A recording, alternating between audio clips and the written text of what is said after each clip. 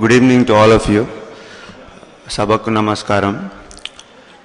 ఇక్కడున్న పెద్దలందరికీ పేరు పేరున, ఇక్కడున్న విద్యార్థులకి, వాళ్ళ తల్లిదండ్రులకి, వెనుక కూర్చున్న నా మిత్రులకి first of all thanks a lot. మా ఫ్రెండ్స్ చెప్పారు ఇంతకుముందు కూడా, అంటే ఇంత పెద్ద వేదిక మీద మాట్లాడడం it's really exciting for me. నేను మాట్లాడాను చాలా చూడలు, కానీ అసలు ఇలాంటి గ్యాదరింగ్ అయితే I didn't address and anywhere. I'm very happy.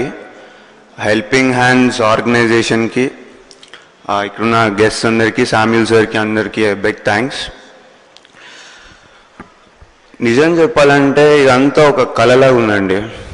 From the past 1 month, whatever is happening are the best days in my life, I promise you. Every day are frequently press పేపర్లో పడడం, టీవీలో కనిపించడం, ఇలా వచ్చి మాట్లాడే అవకాశం దొరకడం it's are really really very exciting. దీనికోసం సివిల్ సర్వీస్ కొట్టాలండి.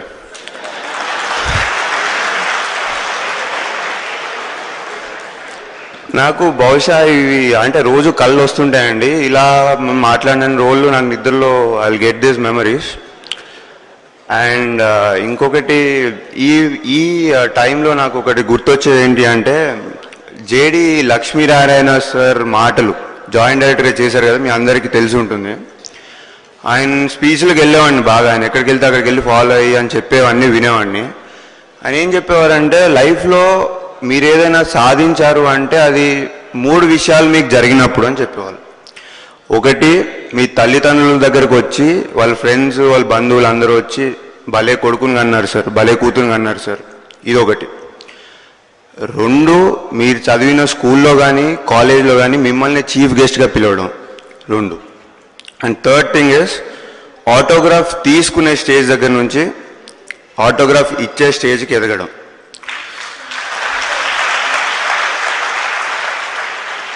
సివిల్ సర్వీసెస్ దయ వల్ల నాకు మొదటి 2 పూర్తయ్యాయండి.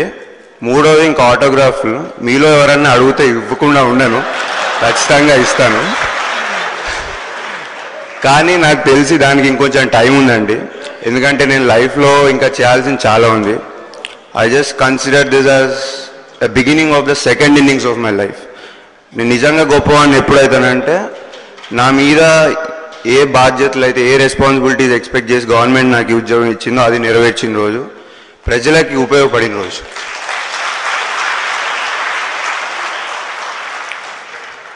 ఇక నా పర్సనల్ బ్యాక్గ్రౌండ్కి వస్తే అండి, నాది ఒక వేరీడ్ ప్రొఫైల్ అండి. ఫస్ట్ ఎంపీసీ, తర్వాత బీటెక్ బయోటెక్నాలజీ, తర్వాత ఎంబీఏ, మళ్ళీ 2 సంవత్సరాలు జాబ్, మళ్ళీ సివిల్ సర్వీసెస్. సో ఈ విషయం నేను ఎందుకు స్ట్రెస్ చేస్తున్నానంటే, లైఫ్లో మీరు ఎప్పుడు ఎక్కడ ఏం చదివినా ఏం చేస్తున్నా, you always have a chance, don't forget it. You will become great definitely. మీరు ఎప్పుడు అరే ఇది చేసుంటే బాగుండు, no please don't repent. You always have a chance, the doors are open. So please don't repent for anything. నా experience అండి, 25 ఏళ్ళకి మంచి ఉద్యోగం వదిలేసి ఇంటికి వచ్చి మా నాన్నగారు అమ్మగారు కూర్చున్నారు ఇక్కడ.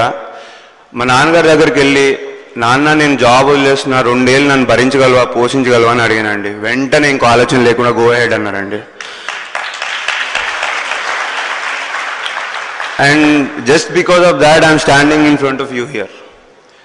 కొంచెం ఇబ్బందిగా ఉంటుందండి, ఫైనాన్షియల్ ఇండిపెండెన్స్ వచ్చిన తర్వాత మళ్ళీ 50కి 100కి ఇంట్లో అడగాలంటే ఖచ్చితంగా ఇబ్బందిగా ఉంటుంది.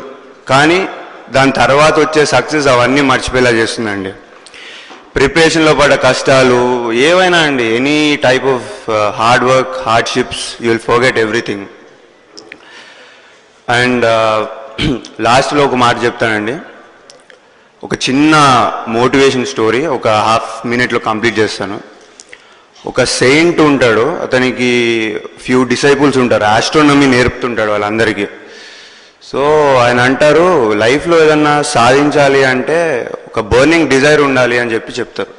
అంటే ఒక క్యూరియస్ స్టూడెంట్ నాలాగా, మనలాగా వెళ్ళి, గురుగారు బర్నింగ్ డిజైర్ అంటున్నారు, అంటే ఏంటి నాకు అర్థం కాలేదు. ఆయన అంటారు, నువ్వు క్లాస్ అయిపోయిన తర్వాత సాయంత్రం నాతో రా, ఇవాళ నేర్పిస్తాను నీకు అని చెప్పి నది దగ్గర తీసుకెళ్తారు స్నానం చేయడానికి. వెళ్ళిన తర్వాత గురువు గారు ఒక 2 డిప్స్ కొడతారు, స్టూడెంట్స్ కూడా 2 డిప్స్ కొట్టిన తర్వాత 3వ డిప్ స్టూడెంట్ మునిగినప్పుడు గురువు గారు గట్టిగా తలపట్టేసుకుంటారు స్టూడెంట్, పైకి లేవనీయకుండా చాలా గట్టిగా. స్టూడెంట్స్ అరే గురువుగారు ఏదో ఆట ఆడుతున్నారు అనుకుని ఫస్ట్ లేవడానికి ట్రై చేయడు, కానీ ఊపిరాడదు కదా, కూర్చోపోయిన తర్వాత చాలా గట్టి ప్రయత్నం చేస్తాడు, అయినా కుదరదు. గురువుగారు ఇంకా గట్టిగా పట్టుకుంటారు, లాస్ట్కి జయించి పైకి వస్తాడు. కోపంగా గురువుగారి దగ్గరికి వెళ్ళి ఏం చేశారు మీరు, అసలు ఎందుకు నన్ను అలా పట్టుకున్నారు అంటే గురువుగారు ఒక క్వశ్చన్ అడుగుతారు, నువ్వు నాకంటే బలవంతుడు అని. ఫస్ట్ క్వశ్చన్, లేదు గురువుగారు మీరు ఏజ్లో పెద్దవాళ్ళు, నాకంటే బలంగా ఉన్నారు, మీరే బలవంతుడు, మరి ఎలా పైకి వచ్చావు, అది నా లైఫ్ అండ్ డెత్ మ్యాటర్ కదా అని. So this is the burning desire my son అని చెప్తారండి.